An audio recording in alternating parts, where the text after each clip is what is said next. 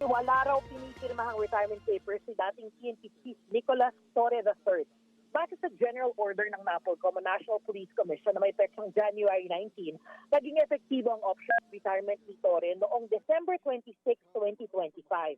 Agosto noong nakaraang taon, inalis sa serbisyo si Torre bilang PNP Chief at ngayon nagsisilbi bilang General Manager ng MMDA o Metro Manila Development Authority. Sabi ni Torre sa panayam sa kanya kanina, hindi siya nag-file ng optional retirement.